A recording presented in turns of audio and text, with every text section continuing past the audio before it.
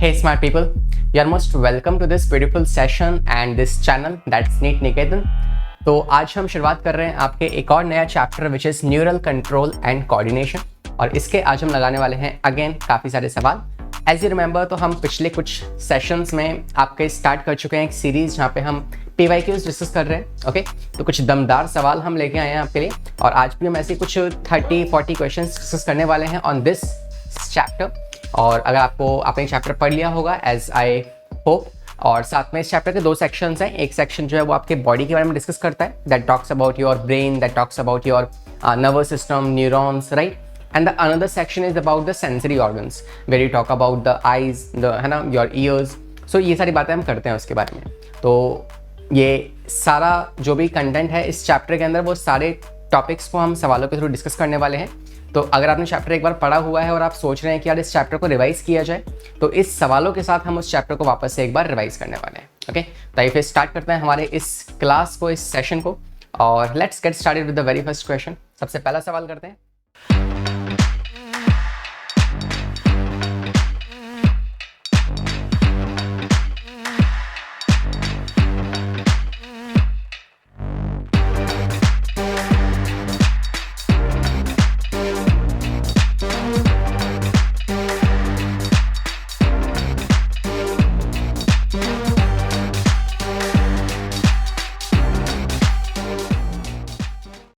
Let's start with the very first question. सबसे पहली wonderful problem आपके सामने है। कह रहे हैं myelin sheath is produce by, myelin sheath को बनाने वाला कौन है, आपको ये बताना है। ठीक है, तो उससे पहले हमें पता होना चाहिए माइलिन शीट कहाँ कहाँ होती है और होती क्या है। तो एक्चुअली में माइलिन शीट जो है वो बनाई जाती है शॉन सेल से, बट ना सिर्फ शॉन सेल से, कुछ और सेल्स भी हैं। तो हम सीधा बात करते हैं। यार आपको पता है हमारी बॉडी में दो तरह के सिस्टम्स होते हैं। एक होता है नर्वस सिस्टम, मतलब एक होता है आपके पास सेंट्रल नर्वस सिस्टम, एक होता है आपका पेरिफेरल नर्वस सिस्टम, राइट। तो अगर हम नर्वस सिस्टम की बात करें, और इस नर्वस सिस्टम में हम बात कर रहे हैं myelin sheath, right, myelin sheath की बात कर रहे हैं। ठीक है, इसको बनाने के लिए आप कहोगे यार हमारे पास पहले दो तरह के सिस्टम्स होते हैं। एक होता है आपका CNS, एक होता है आपका PNS। ध्यान रखना कि CNS के अंदर आपकी शॉन सेल्स नहीं पाई जाती। क्या माइलिन शीट प्रेजेंट है? हाँ सर, दोनों में ही प्रेजेंट है माइलिन शीट, लेकिन CNS के अंदर माइलिन शीट शॉन सेल नहीं बनाती। तो सर कौन बनाता है ना? They are absent in the case of CNS। So myelin sheath को बनाने वाला कौन है? वो है ओलिगोडेंड्रोसाइट्स, ओलिगोडेंड्रोसाइट्स। ठीक है, वही हम बात करें दूसरे PNS के बारे में। तो PNS में आपको ध्यान देना है कि यहाँ पे जो आपके पास शॉन सेल है वो प्रेजेंट होंगी। तो अगर कोई शॉन सेल प्रेजेंट है, they will be responsible for the formation of myelin sheet. तो यहाँ पे यही है जो माइलिन शीट बनाएंगी, और डिपेंडिंग अपॉन आगे किस तरह का है। देखो PNS के अंदर दोनों तरह की माइलिन शीट पाई जाती है, मतलब न्यूरॉन्स पाए जाते हैं। दो तरह के न्यूरॉन्स, एक होते हैं माइलिनेटेड न्यूरॉन्स, एक होते हैं अनमाइलिनेटेड न्यूरॉन्स। ठीक है, जिसमें माइलिन शीट होगी, जिसमें माइलिन शीट नहीं होगी। तो दोनों तरह के न्यूरॉन्स यहाँ पे पाए जाते हैं। बट हाँ, PNS में आपके माइलिनेटेड न्यूरॉन्स मतलब माइलिन शीट प्रेजेंट होगी। Okay, so this is the answer. अब आंसर्स मैच कर लेते हैं। आपको पता है astrocytes, no sir, they are not responsible for the formation of myelin sheath. Oligodendrocytes बिल्कुल सही, मगर ऑस्टियोक्लास्ट नहीं होते, ये आपके बोन्स में पाए जाते हैं। ऑस्टियोक्लास्ट अगेंस्ट आपके बोन्स में पाए जाएंगे। और हाँ, शॉन सेल और oligodendrocytes they are responsible for the formation of myelin sheath. I hope ये सवाल आपको समझ में आ चुका है। 2017 का ये सवाल है, और इट्स अ गुड क्वेश्चन, क्योंकि ये बहुत ही डीप जाके, है ना, एक चैप्टर के काफी डीप में जाके वहां से ही सवाल निकाला गया, इसलिए अच्छा सवाल है। ओके, आते हैं दूसरे सवाल पे। क्वेश्चन नंबर 2 आपसे कह रहा है receptor site for neuron transmitter are present on. हाँ, तो आपको पता है कि we are having two types of neurotransmitters. आपके पास एक होंगे इलेक्ट्रिकल, एक होंगे आपके पास केमिकल। ठीक है, हम बात करते हैं केमिकल के बारे में। तो केमिकल में आपको पता है कि ये आपके पास होगा बल्ब, ठीक है, और ये आपके पास होगा डेंड्राइट वाला पार्ट, इस तरीके से। This is what we are having post synaptic nerve, ये आपके पास है प्री साइनेप्टिक नर्व। ओके, तो ये दो चीजें हैं। आपको पता है कि यार जब केमिकल्स या न्यूरोट्रांसमीटर का पास होना होता है, तो रिसेप्टर साइट कहाँ पे होते हैं? रिसेप्टर्स कहाँ होते हैं? रिसेप्टर्स पाए जाते हैं इस जगह पे, दीज आर रिसेप्टर्स। और यहाँ पे क्या आपके पास, आपको पता है साइनेप्टिक वेसिकल्स पाए जाते हैं, जिसके अंदर क्या है, न्यूरोट्रांसमीटर एसिटाइलकोलाइन भरा पड़ा है। जैसे कैल्शियम आयन जो है यहाँ से अंदर आता है, तो क्या करता है, कैल्शियम जो है वो इनको बाहर की तरफ पुश कर देता है, एक्सोसाइटोसिस कर देता है। और एक्सोसाइटोसिस की वजह से क्या होता है, ये केमिकल्स जो है न्यूरोट्रांसमीटर ये बाहर निकल जाता है और यहाँ पे ये रिसेप्टर्स जो है ये इसको एक्सेप्ट कर लेते हैं, ठीक है। और जैसे ही न्यूरोट्रांसमीटर फिर यहाँ पे हिट करेगा तो आपको पता है कि यहाँ पे आपके पास क्या होंगे, सोडियम के मैकेनिकल गेटेड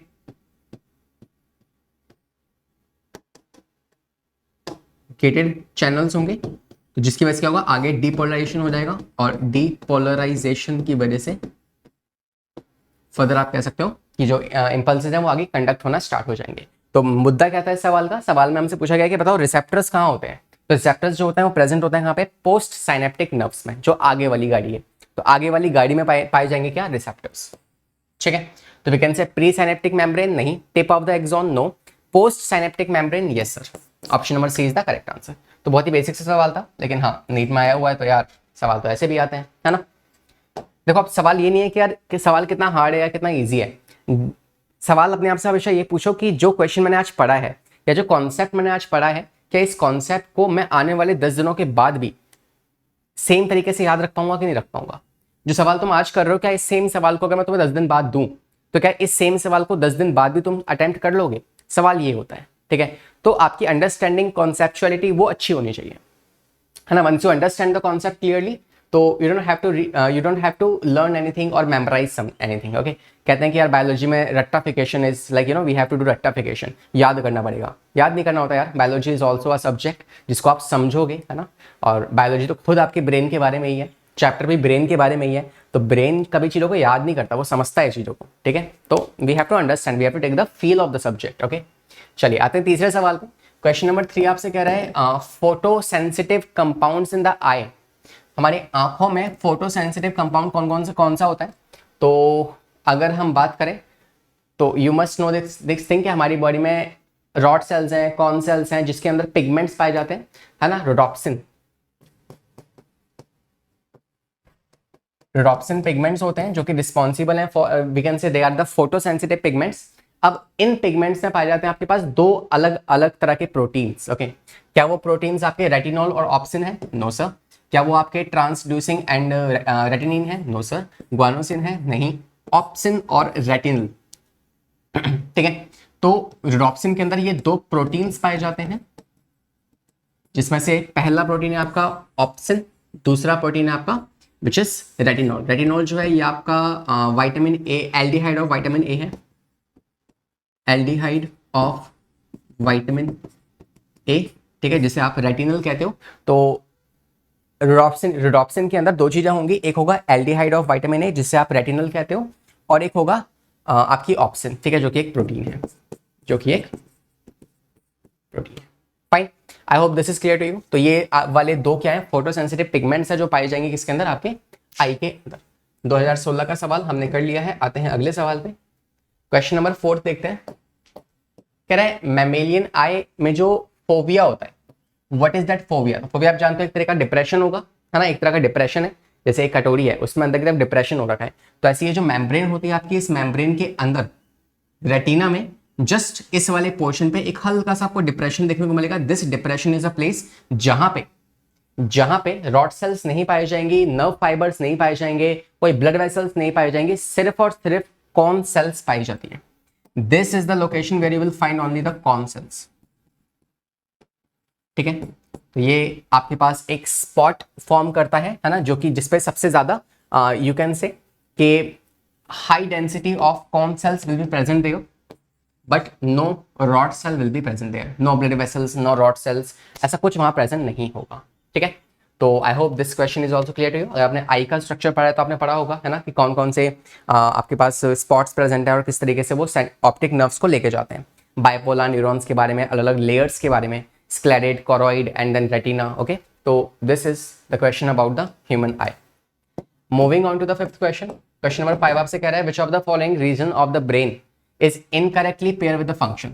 कौन सा ब्रेन का वो पार्ट है जो उसके फंक्शन के साथ मैच नहीं करता, आपको ये बताना है।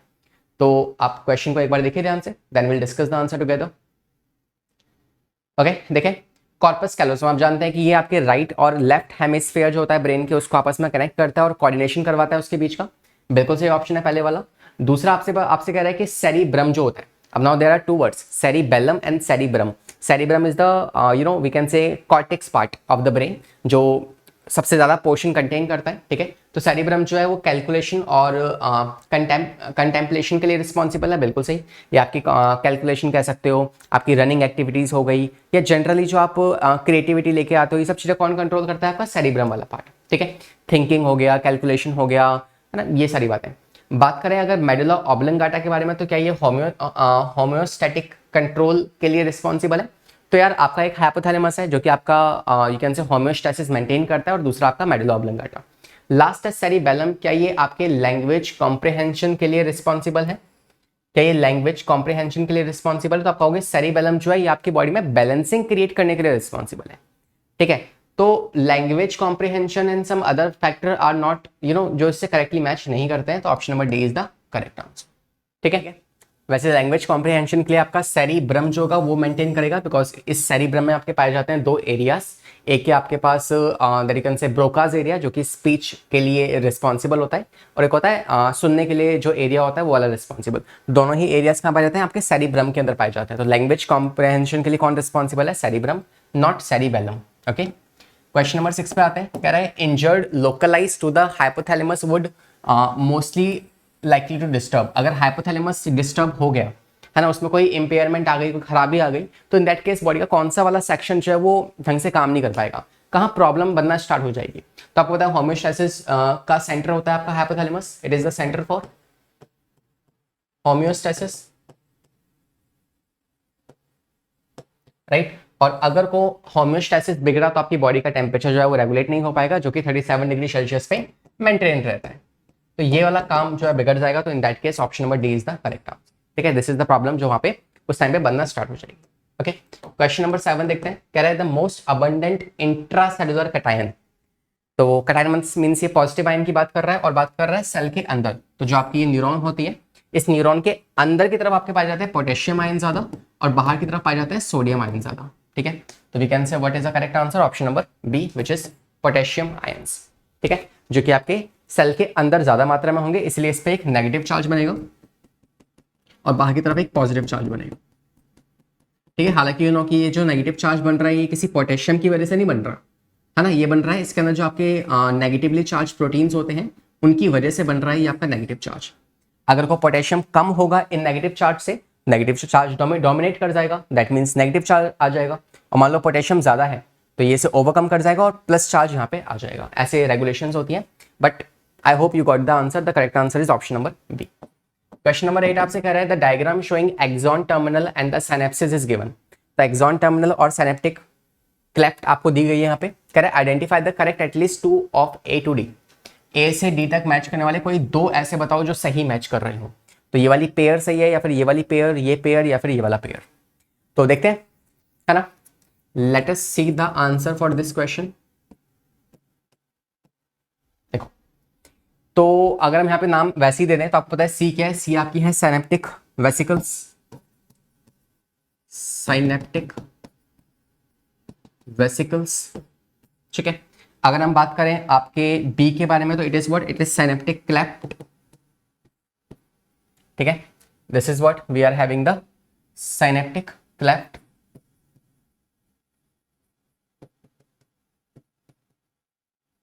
ठीक है। अगर हम बात करें ए के बारे में तो ए क्या है? रिसेप्टर्स हैं, receptors on post, receptors on the post membrane, ठीक है। जो आपके पास पोस्ट सिनेप्टिक मेम्ब्रेन है ना, उस या पोस्ट जो आपके पास न्यूरॉन है उसकी मेम्ब्रेन पे जो रिसेप्टर्स हैं वो आपके पास रिप्रेजेंट किए गए हैं, ओके। तो आई थिंक ये क्लियर हो गया आपको। मैच करते हैं भाई, कौन सा सही मैच कर रहा है आपके पास? क्या ए न्यूरोट्रांसमीटर है? नो सर, ए न्यूरोट्रांसमीटर नहीं है, ए तो रिसेप्टर्स है, तो ये गलत हो गया, ठीक है। क्या सी न्यूरोट्रांसमीटर्स हैं? तो यार सी आपके पास वेसिकल्स हैं, न्यूरोट्रांसमीटर्स नहीं है, ये भी गलत हो गया, ठीक है।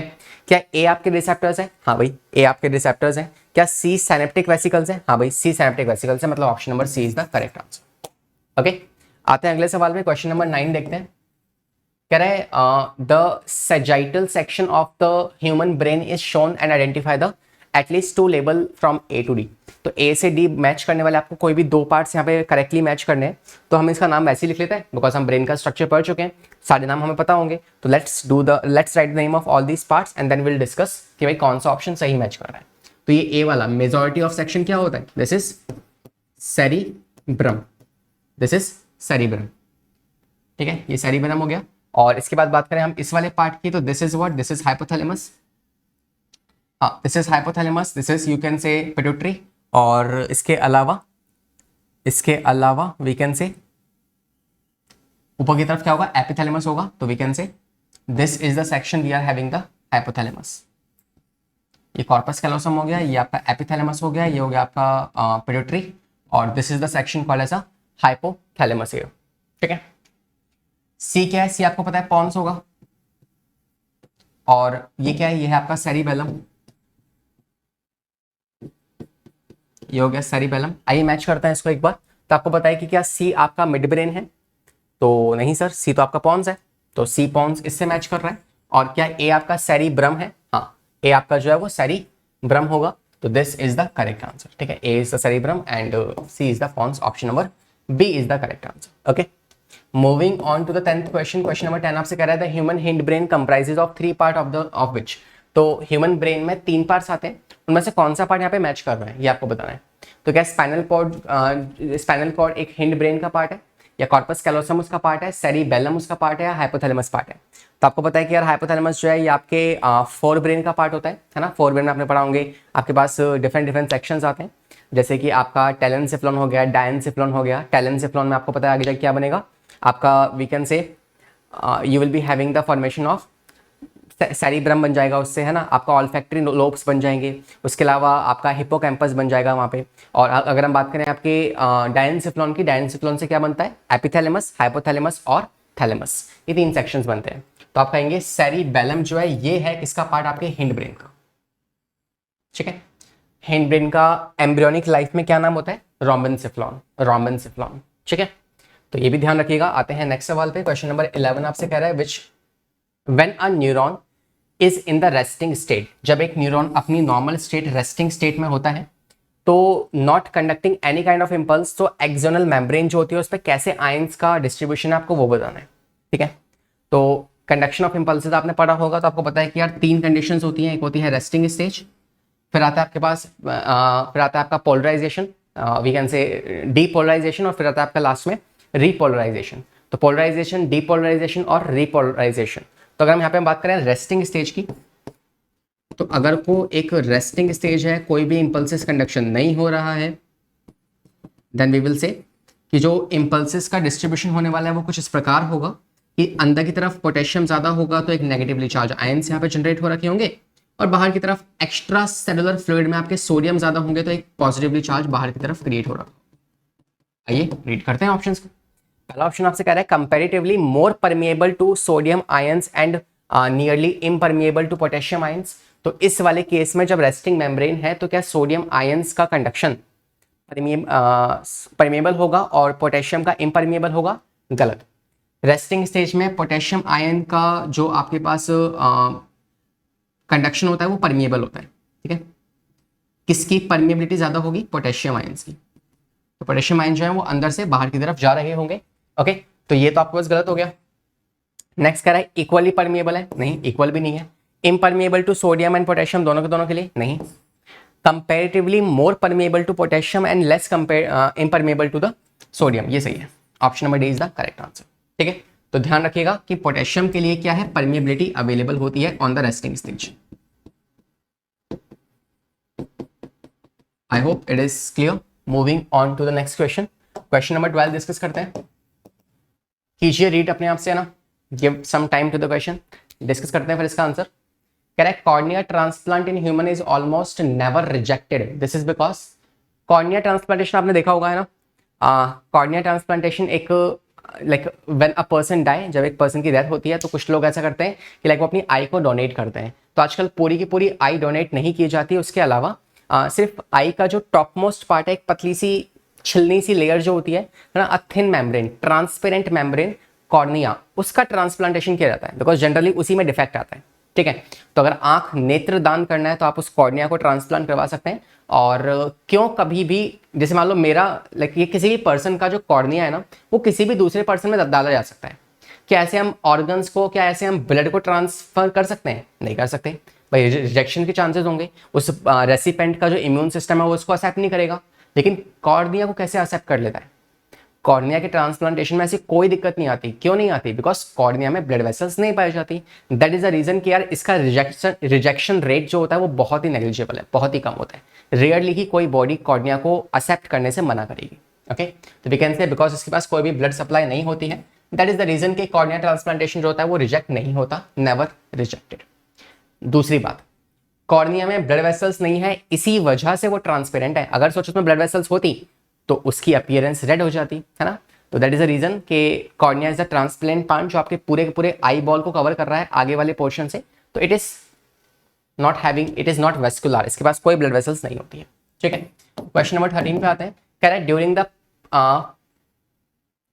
propagation, okay, during the propagation of nerve impulses the action potential difference from the movement of, तो एक्शन पोटेंशियल मूवमेंट आपको बताना है। तो आपको पता है कि if this is the neuron we are having, तो कौन से आयंस जो है कहां से कहां मूव करते हैं आपको ये बताना है।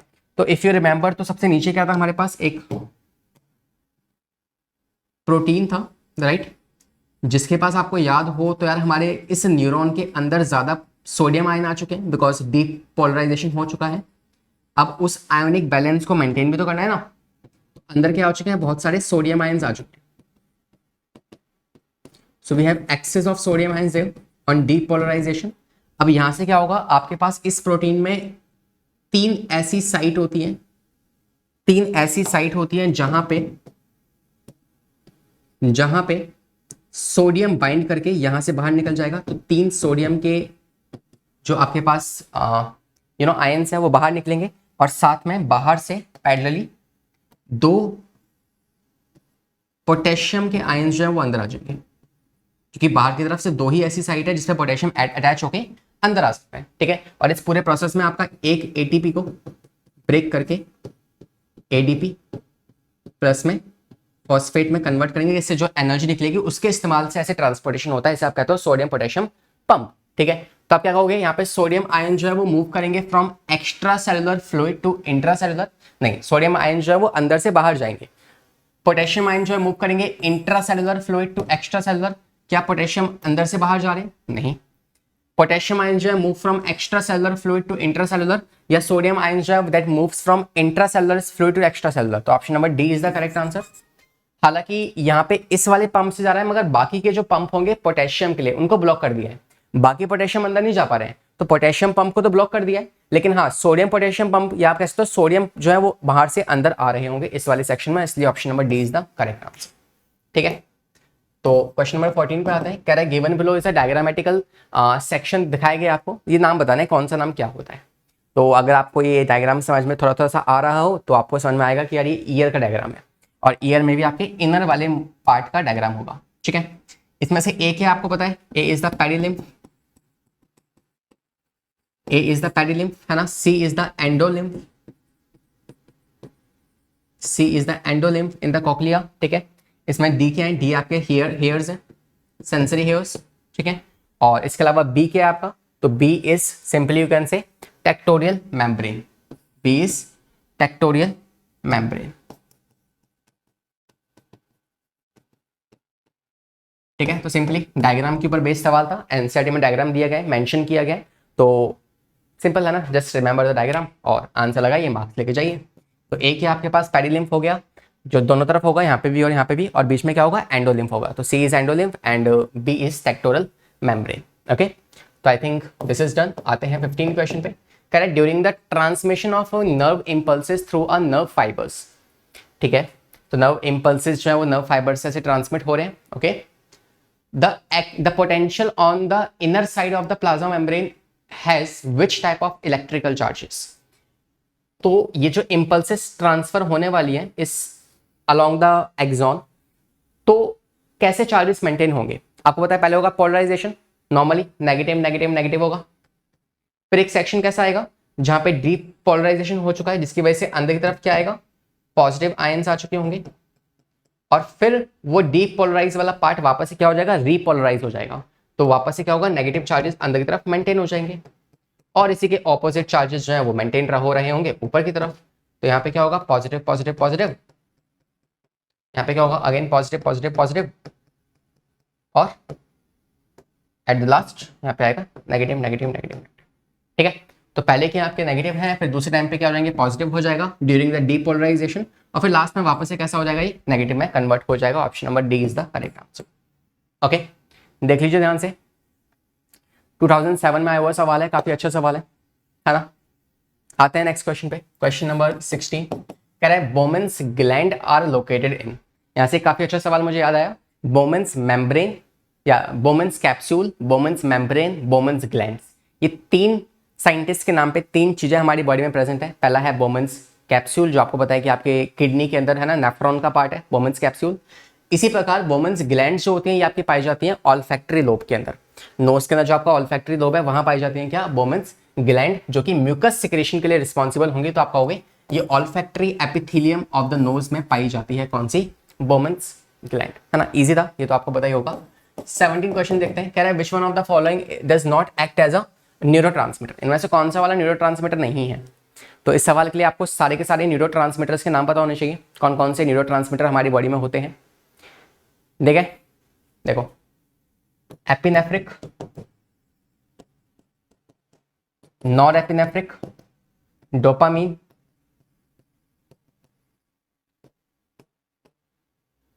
ठीक है। इसके अलावा आपका एसिटाइलकोलाइन, जिसे आप ACH शॉर्ट फॉर्म में लिखते हो, ठीक है। तो ये सारे क्या है आपके, दीज आर द न्यूरोट्रांसमीटर, ठीक है। ये सारे क्या है आपके पास, सेरोटोनिन हो गया, ठीक है। ये सारे क्या है आपके न्यूरोट्रांसमीटर्स हैं except this cortisone. Cortisone is not a neurotransmitter, बाकी सारे क्या आपके न्यूरोट्रांसमीटर होते हैं, जिसमें से कुछ होंगे एक्साइटेबल, कुछ होंगे केमिकल न्यूरोट्रांसमीटर्स, ठीक है। जैसे आपका डोपामिन जो है ये आपका आप कह सकते हो इनहिबिटरी न्यूरोट्रांसमीटर होता है जो इनहिबिट करता है, ठीक है। बाकी एपिनेफ्रिक, नॉरएपिनेफ्रिक, ACH क्या है ये आपके एक्साइटेबल, है ना, एक्साइटेबल न्यूरोट्रांसमीटर्स होते हैं। ओके, 18 क्वेश्चन पे आते हैं। क्वेश्चन नंबर 18 आपसे कह रहा है which of the following is an example of action to the autonomic nervous system. इनमें से कौन सा वाला एक्शन एक ऑटोनॉमिक नर्वस सिस्टम का पार्ट है। तो पहले याद करो एक बार, नर्वस सिस्टम जो है आपको पता है दो तरीके थे, एक था आपके पास CNS जिसमें आता है ब्रेन और स्पाइनल कॉर्ड, और एक होता है PNS। Which PNS is further of two types, एक होता है सोमैटिक नर्वस सिस्टम, एक होता है आपका ऑटोनॉमिक नर्वस सिस्टम, जहां पे सोमैटिक जो है ये वॉलेंट्री एक्शंस को लीड करेगा और ऑटोनॉमिक जो है ये आपके इनवॉलेंट्री एक्शंस को लीड करेगा। फिर इनवॉलेंट्री वाला आपका फर्दर दो तरीके का होगा, एक होगा आपके पास पैरासिम्पैथेटिक, एक होगा सिंपैथेटिक, ठीक है। सिंपैथेटिक जो है ये इमरजेंसी कंडीशंस में काम करेगा और पैरासिम्पैथेटिक जो है नॉर्मल कंडीशंस में काम करेगा, ठीक है। तो अगर हम बात करें आपके पास soloing of the food, food को सोलो करना, या फिर पिपुलरी रिफ्लेक्स हो गया, या पेरिस्टाल्सिस ऑफ द इंटेस्टाइन, या फिर नी जर्क रिस्पॉन्स, तो आपको पता है कि यार ये तीनों आपके रिफ्लेक्सेस हैं।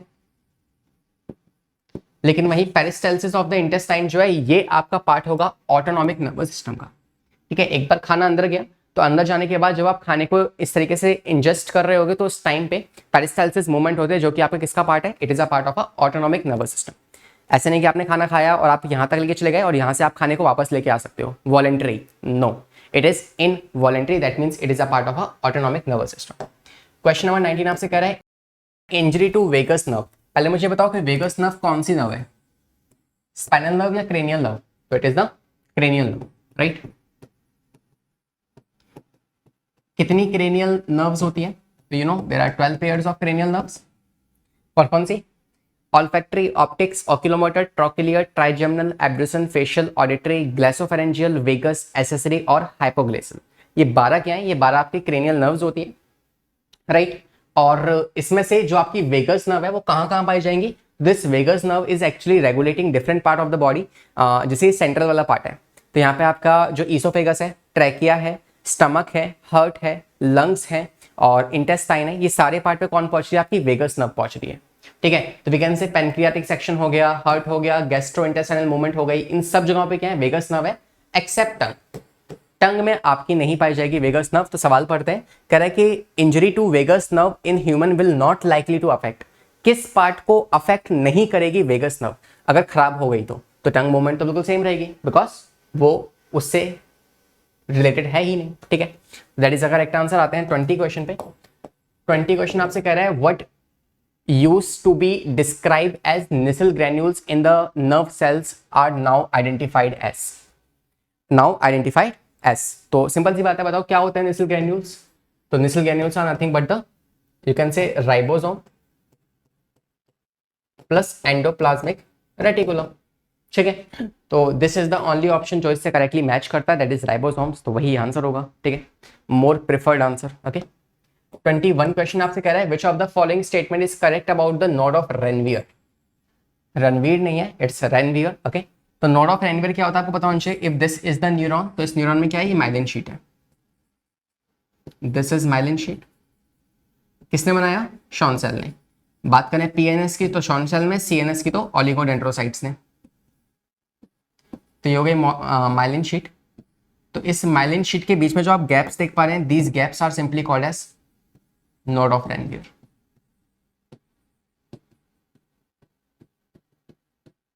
ठीक है, नोड ऑफ रेनवियर। तो we can say node of Ranvier जो है वहां पे क्या न्यूरोलेमा डिसकॉन्टिन्यूअस है।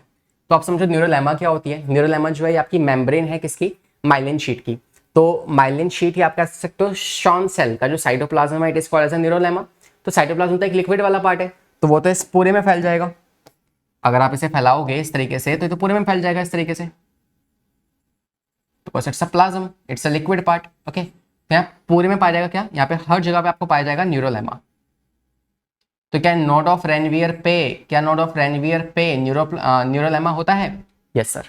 तो नोड ऑफ रेनवियर पे क्या डिसकॉन्टिन्यूअस है? No, this is wrong statement.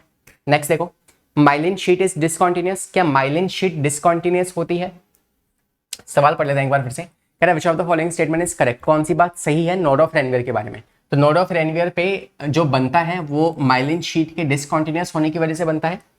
Seems to be correct. Okay, seems to be correct. आगे देखते हैं, both neurolemma and myelin sheath are discontinuous. नहीं, माइलिन शीट डिसकॉन्टिन्यूअस है लेकिन न्यूरोलेमा जो है वो कॉन्टिन्यूअस है, तो ये रॉन्ग हो गया। और लास्ट कह रहा है कवरिंग ऑफ माइलिन शीट। क्या नोड ऑफ रेनवियर जो है कवरिंग ऑफ माइलिन शीट है? नहीं, ये भी रॉन्ग है। तो option number C, B is the correct answer. Okay, B is the correct answer. देखें अगला सवाल, देखें अगला सवाल 22 क्वेश्चन पे ना। हाँ, कह रहा है synaptic nervous system induces. Synaptic nervous system जो है secretion of digestive juice, heart beat, या फिर आप कह सकते हो, sorry, it's sympathetic. Sympathetic and parasympathetic. Sympathetic is when emergency conditions, parasympathetic is when normal conditions. ठीक है, चिल मारेगा आराम से ना, एग्जाम दे रहे हैं।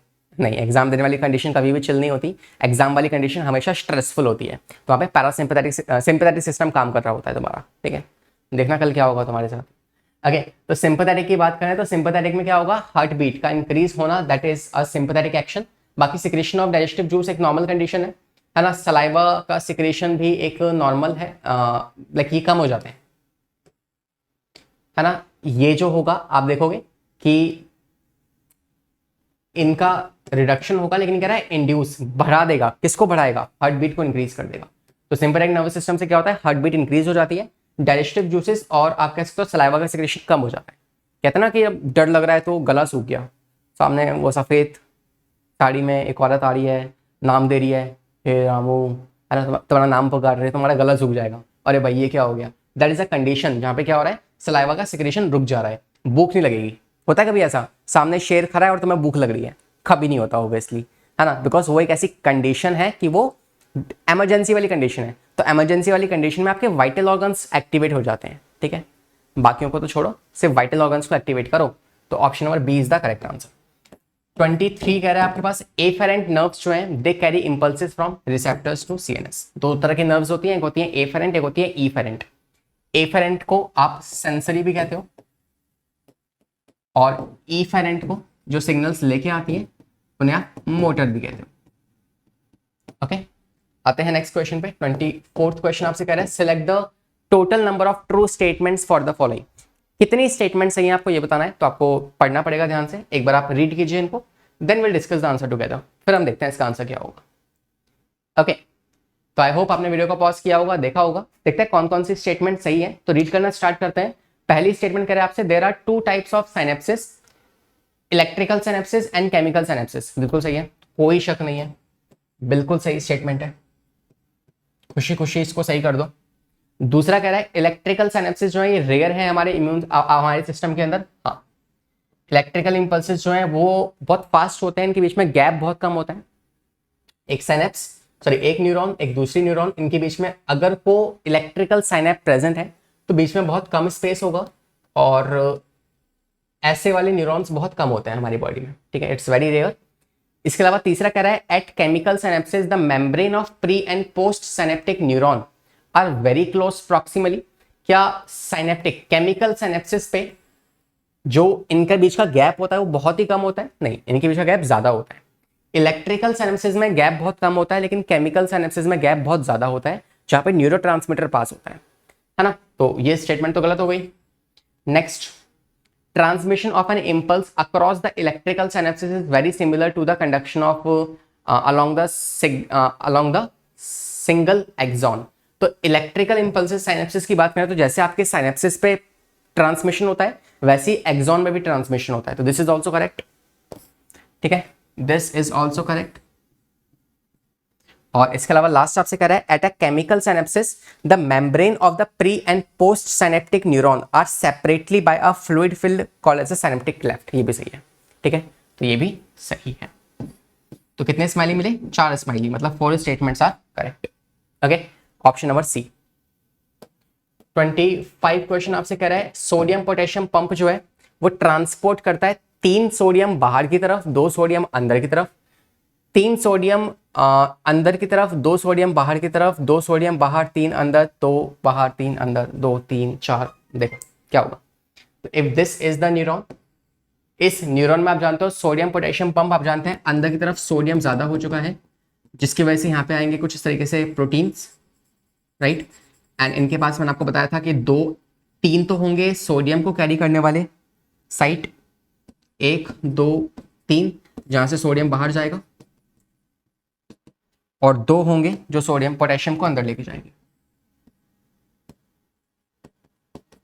ठीक है, एक एटीपी के बदले में। तो वी कैन से 3 सोडियम बाहर जाएंगे एंड 2 सोडियम अंदर आएंगे। Option number A is the correct answer, ठीक है। 25 कह रहा है the spinal cord of the human in grey matter is shaped. तो स्पाइनल कॉर्ड की जो शेप होती है ग्रे मैटर वाले पार्ट की वो कैसी होती है? तो आपको पता होना चाहिए, या I must be having the diagram also, नहीं है कोई बात नहीं। तो कुछ इस तरीके से शेप होती है, ठीक है, ये कैसा है? ये ग्रे मैटर है, और ये किसका सेक्शन है? ये है आपके स्पाइनल कॉर्ड का सेक्शन। तो स्पाइनल कॉर्ड में जो ग्रे सेक्शन है वो कहाँ होता है? सेंटर में होता है ना, ग्रे पोर्शन सेंटर में होता है, और इसके बाहर क्या होगा? व्हाइट पोर्शन होगा। और वहीं ब्रेन में उल्टा है, ब्रेन में आपको जानते हो कि व्हाइट वाला मैटर जो है वो अंदर होता है और ग्रे वाला बाहर की तरफ होता है। We can say this is grey matter, है ना। कौन देता है greyish appearance? Nissl granules. Okay, यहाँ पे नेसल ग्रैन्यूल्स जो होंगे या सेल बॉडी जो होगी वो अंदर की तरफ होगी, और एक्सोन वाला पार्ट जो होगा वो बाहर की तरफ होगा, ठीक है, कुछ इस तरीके से। तो आपका हो गया बटरफ्लाई शेप का होता है ये स्ट्रक्चर। नेक्स्ट पे आते हैं। 26th क्वेश्चन आपसे कह रहे हैं white matter in dash in the brain. White matter जो है ब्रेन में कहाँ होता है? सेंटर में होता है। तो आपका हो गया इनसाइड, और वहीं पे out in the spinal cord. तो व्हाइट मैटर कहाँ होता है? बाहर की तरफ होता है स्पाइनल कॉर्ड में। Option number B is the correct answer, ठीक है। 27 क्वेश्चन कह रहा है लिम्बिक सिस्टम जो है वो कहाँ बनता है? तो लिम्बिक सिस्टम के लिए आपको ब्रेन का स्ट्रक्चर याद होना चाहिए। एम्ब्रियोनिक लाइफ में कुछ इस तरीके का ब्रेन होता है जिसके 3 लोब्स होते हैं। ऊपर वाला जो है ये आपके पास होगा प्रोजेंसिफ्लॉन,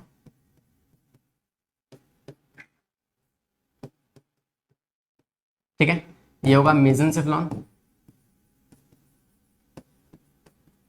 ये होगा आपका रोम्बेनसिफ्लॉन,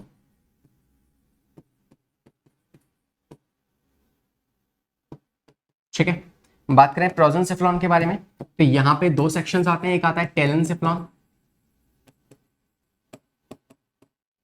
एक होगा डायंसिफ्लॉन, ठीक है, डायंसिफ्लॉन और टेलेंसिफ्लॉन। टेलेंसिफ्लॉन में कौन कौन से पार्ट्स आते हैं अगर आपको याद हो तो इस टेलेंसिफ्लॉन में आपके पार्ट्स आते हैं। सबसे पहला आएगा आपका सेरिब्रम, दूसरा आएगा ऑल्फैक्टरी लोब, तीसरा आपका आ जाएगा हिपोकैम्पस, हिपोकैम्पस, और चौथा आपका आ जाएगा एमिगडाला, एमिगडाला। ठीक है, डायनेन्सेफलॉन में 3 पार्ट्स आएंगे, एक आएगा आपका एपीथैलेमस, एक आएगा थैलेमस, एक आएगा हाइपोथैलेमस, एक आएगा हाइपोथैलेमस। ठीक है, तो यहां से लेके यहां तक का जो पोर्शन है ये मिलके बनाता है क्या, ये वाला पार्ट, ये वाला, ये चारों मिलके बनाते हैं क्या, लिम्बिक, लिम्बिक सिस्टम। ठीक है, लिम्बिक सिस्टम जो है ये बनाते हैं। तो इस सवाल का सही जवाब क्या होगा, ऑप्शन नंबर सी, कि ए और बी दोनों ही क्या है, दोनों ही पार्ट है लिम्बिक सिस्टम के। ओके, 28th क्वेश्चन कह रहा है right and left cerebral hemisphere are connected by, तो कॉर्पस कैलोसम जो आपस में इनको जोड़ के रखता है। 29 क्वेश्चन कह रहा है आउटर मोस्ट, अच्छा, we have the 3 meninges layer, है ना, और इन्हीं मेनिंजेस लेयर की जो अगर कोई इन्फ्लामेशन हो जाए तो what do we call this as a meningitis. Okay, तो कौन कौन सी 3 लेयर्स होती हैं, सबसे आउटर मोस्ट लेयर जो होगी which is called as dura mater, है ना, it is called as dura mater. इसके अंदर वाली जो होगी it is called as arachnoid, arachnoid, और सबसे इनर मोस्ट जो होगी which is called as pia mater. ठीक है, पिया मैटर। तो अगर बात करें सबसे बाहर वाली में, है ना, 3 में से सबसे आउटर मोस्ट कौन से, तो वह है आपकी dura mater, option number B is the correct answer. ठीक है, 30 क्वेश्चन आपसे कह रहा है कि unmyelinated nerve fibres are commonly found in, तो जहाँ पे माइलिन शीट नहीं होगी, तो मैं आपको सिखा चुका हूँ, पिछली कुछ स्लाइड्स में हमने देखा था कि कहाँ पे कौन से वाले न्यूरॉन्स पाए जाते हैं, तो आंसर होगा इसका option number C, both A and B, है ना। ऑटोनॉमिक नर्वस सिस्टम और सोमैटिक नर्वस सिस्टम दोनों में आपके पाए जाते हैं कौन से, अनमाइलिनेटेड और माइलिनेटेड, दोनों न्यूरॉन्स आपके दोनों सिस्टम में पाए जाएंगे। ठीक है, नेक्स्ट पे आते हैं। 31 क्वेश्चन आपसे कह रहे हैं मैच करना है भाई आपको, यूनिपोलार, बाइपोलार, मल्टीपोलार। तो यूनिपोलार कुछ ऐसा होगा, बाइपोलार कुछ ऐसा होगा जहां पे आपके पास डेंड्राइट होंगे, है ना, और एक होगी एक्सॉन। और बात करें मल्टीपोलर की, तो इसमें आपके पास पता है कि आपको काफी सारे डेंड्राइट्स होंगे, और एक होगी एक्सॉन। ऐसे होते हैं स्यूडोपोलर, जिसमें क्या होता है आपके पास एक यहाँ पे ये सेल बॉडी है जिसमें से एक निकलेगी इस तरीके से, एक बन जाएगी आपकी डेंड्राइट, एक बन जाएगी एक्सॉन, वो अलग है। मगर यहाँ पे सिर्फ जिक्र किया गया है किसका, आपके मल्टीपोलर, बाइपोलर और यूनिपोलर का। देखते हैं, मैच करते हैं, है ना। तो यूनिपोलर क्या है, जिसमें cell body with 1 axon only, हाँ, एक ही एक्सॉन है और सेल बॉडी है, तो इसका मैच तो ये हो गया। नेक्स्ट देखो, और यूनिपोलर जो है ये एम्ब्रियोनिक स्टेज में पाई जाती है, ये ध्यान रखना है, इससे सवाल बन जाते हैं कभी कभी, ये ध्यान रखना। नेक्स्ट बाइपोलर जो है आपको पता है कहाँ पाई जाती है, रेटिना में, है ना, आई के पीछे वाली बैक साइड पे रेटिना में पाई जाती है, और इसके पास क्या है, cell body with 1 axon and 1 dendrite, और रेटिना में पाई जाएगी, तो इसका मैच ये हो गया। और बात करें इसकी मल्टीपोलर की, तो इसमें सेल बॉडी है, साथ में 1, 2 या 2 से भी ज्यादा क्या होंगे, डेंड्राइट्स पाए जा सकते हैं, और ये सेरिब्रल कॉर्टेक्स में पाई जाती है।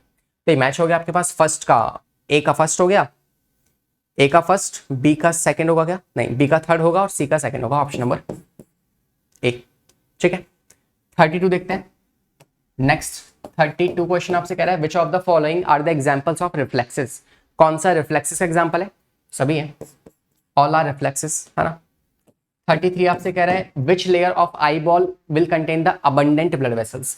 तो देखो, अगर आपको ये आई बॉल के स्ट्रक्चर याद हो, तो इसमें ये 3 लेयर थी, एक सबसे ऊपर वाली विच इज स्क्लेरा, जो आप ब्लू कलर से देख पा रहे हैं। नेक्स्ट ये वाली जिसे आप कहते हो कॉरोइड लेयर, जिसमें सबसे ज्यादा ब्लड वेसल्स पाई जाती हैं, इट इज हाईली वेस्कुलर, और सबसे अंदर वाली रेटिना। ठीक है, तो आप कहोगे कि कॉरोइड इज द लेयर जिसमें ब्लड वेसल्स पाई जाती है। ठीक है, 34th क्वेश्चन आपसे कह रहा है year performs which of the following function. तो ईयर का क्या काम है इनमें से, तो क्या विजन काम है, नहीं, देखता नहीं है यार ईयर, है ना। ऑल्फैक्टरी, सूंघता है क्या, नहीं सूंघता। हियरिंग, हाँ, सुनता है, और साथ में मेंटेन द बॉडी बैलेंस। हालांकि आपको ध्यान रखना है कि यार हमारे ईयर का प्राइमरी फंक्शन है कि वो बैलेंस क्रिएट करेगा, ठीक है, और सेकेंडरी फंक्शन है कि वो हियरिंग करेगा। ठीक है, तो option number C and D is the function for years. ठीक है, तो we are done with all the questions. कुछ 34-35 क्वेश्चंस हमने किए हैं आज। I hope you enjoy all of them, है ना। और हमारे खत्म करते हैं सेशन को यहीं पे। हमने एक और चैप्टर का डिस्कशन कंप्लीट कर लिया जहाँ पे हमने PYQs डिस्कस किए with the concept, and I hope you enjoy this session. Will see you in the upcoming classes. All the very best for your exam. ऐसी प्रिपरेशन करते रहो, है ना, and you will definitely win the exam, rock the exam. और मिलते हैं हमारे अगली मुलाकात में। आप जब तक सर्च कर सकते हैं माय नेम लक्ष्य सर ऑन यूट्यूब, और कोई भी टॉपिक आपको पढ़ना हो तो वो XYZ टॉपिक आप डाल सकते हैं। डिस्क्रिप्शन में लिंक्स दी गई हैं, उन लिंक्स को जरूर चेकआउट करना, टेलीग्राम चैनल को ज्वाइन कर लेना, अपडेट्स आपको मिलती रहेंगी। Bye bye, take care, subscribe the channel and like the session. Bye. I wake up to a little bit of drool on my pillow, feel like it's gonna be a bad day. Yeah, I'm tired of shit, and the coffee ain't hit yet, damn ain't that great. I don't wanna go to work, cause my boss is a jerk.